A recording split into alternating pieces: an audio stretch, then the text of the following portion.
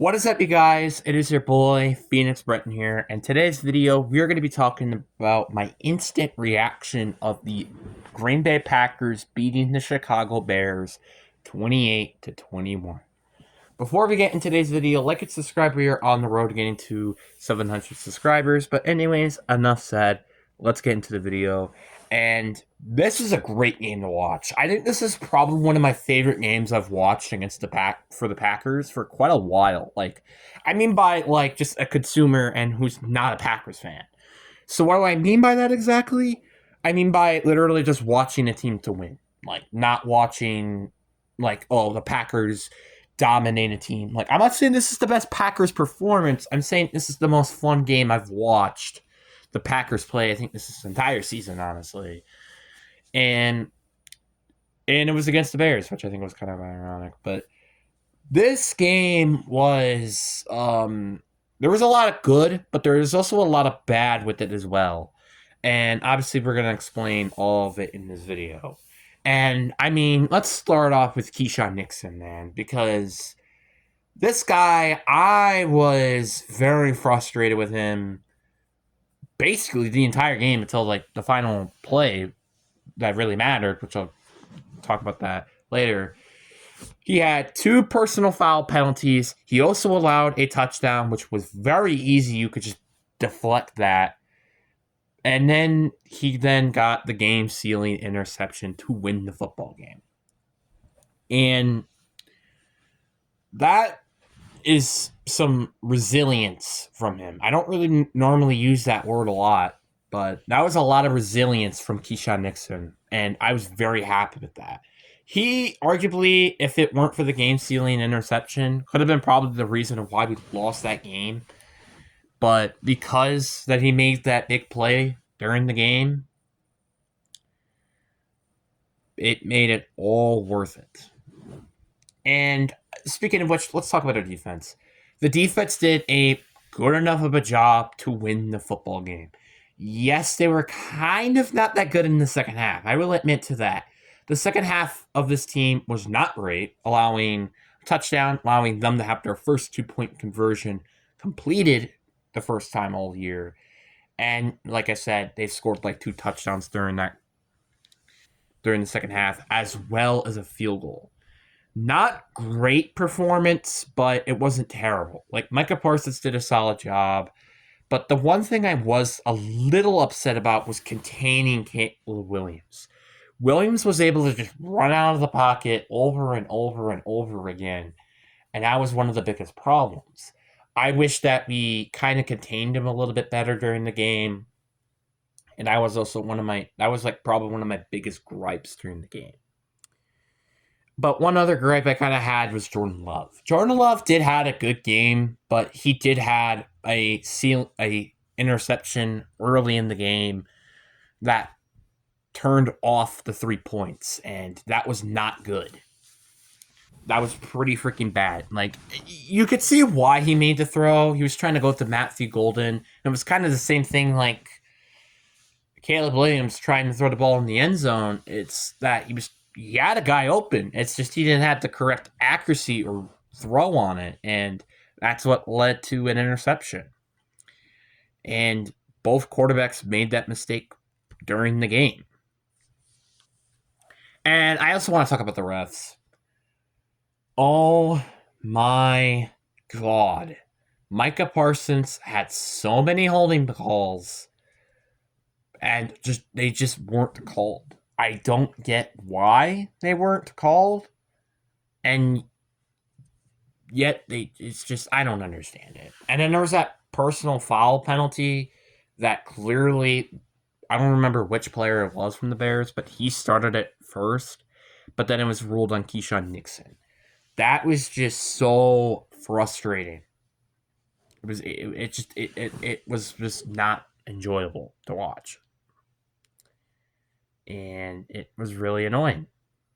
And penalties, again, just kind of killed drives. There was a 4th and 19 punt or something like that we had, which could have been way more shorter.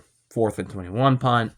There were a lot of penalties, and part of it was on special teams. I think we had 3 special teams maybe penalties, or 2. At least we had more than one, I think, penalties on special teams. And that was kind of upsetting because guess what? That could have been a difference of us potentially having this game sealed way before the 5 minutes of the fourth quarter. Potentially. Who knows? But Jordan Love, this wasn't definitely his greatest performance, but it wasn't a terrible performance by Jordan Love. And Christian Watson is just continuing his case of being a good receiver on this team. And I really do hope during the offseason we extend this guy. Because this guy, yes, he's healthy. You know, you do got to point that out. This is the first time ever that he's been healthy this whole year. Like this entire year, he's been healthy, minus the half of the season where he was injured because of the torn ACL that he sustained late of last year. But I'm still very happy and grateful, to say the least, that Christian Watson is continuing to have such a great game or a good season, and this game just helped the matter. Also, he helped me in fantasy, as a lot of people would probably start a Christian Watson in fantasy.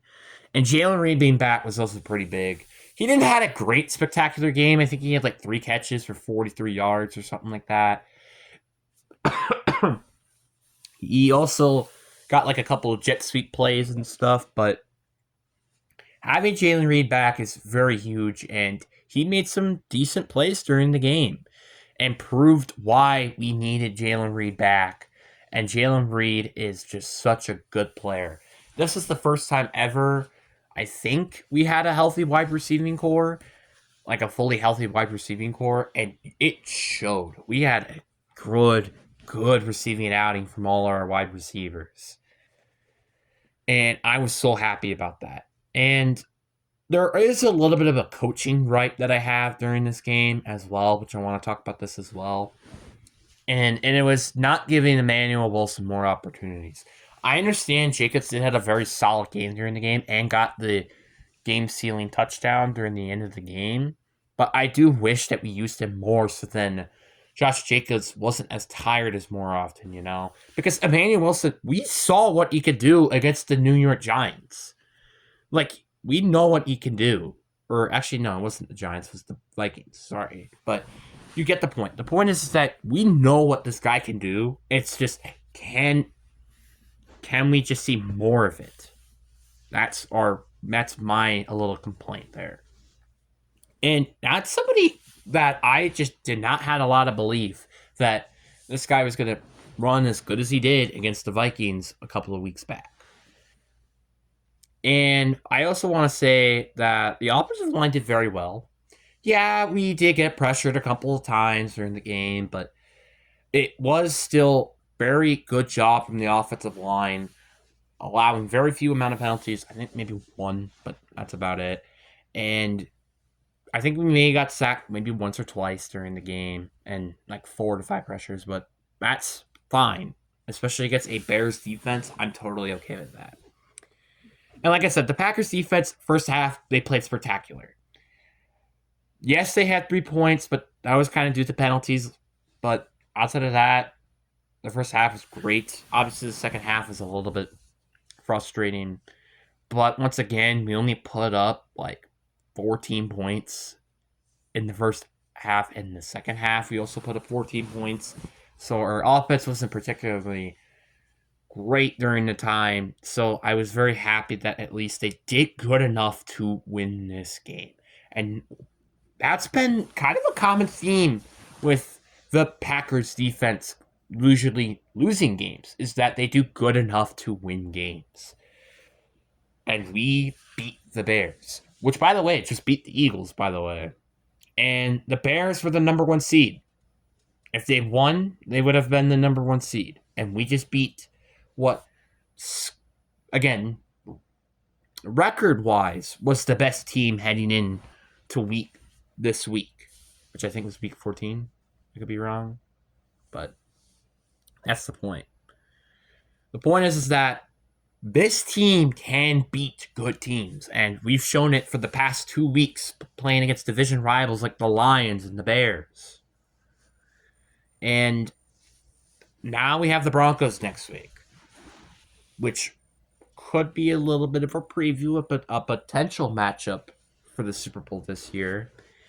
And I am scared because the Broncos are a very good team, especially at home. But this team might have what it takes. And then we have the Bears next week, the Bears after that. And then we have the Ravens, which has been to be determined. And I heard it might be a Friday game, maybe, potentially. And then we have the the Vikings for week 18, which, I mean, yeah, they may just destroy the Commanders, but I'm not scared of the Vikings. I'm really not. So I think although our schedule is very tough for our next 3 opponents, we've shown that we can beat these teams. Broncos having a great defense, yeah, it might be a bit concerning, but we've already beaten the Bears. And the Ravens are kind of like the Commanders, and we swallowed up the Commanders back in week 2. And I will be frank, I think we have a very good chance to win the division. Yeah, we might lose against Denver. And we might lose to Chicago on the road. But as long as I feel like, win these next 2 games, the Bears lose a couple of their games, and I think the Lions lose like maybe 1 game, I think we got a shot. We got a shot here to win the division. Heck, we may even have a potential shot to winning the NFC's top seed. And I said this with my Seahawks as well, just win games. Right? Just like this, win games. It don't matter that, we put up 13 points and win. If we win football games, that's all that matters. That's all that matters. As long as we put up wins, that's all we need to do. They don't have to be pretty, but we need to get wins. And that's just what's going to happen. And that's what we need to do next week against the Broncos to prove us as a legitimate Super Bowl contender. Or at least close, at least. Anyways, guys, I really do hope you guys enjoyed this video. Like and subscribe if you like these type of videos. But anyways, I hope you guys enjoyed this video. Peace.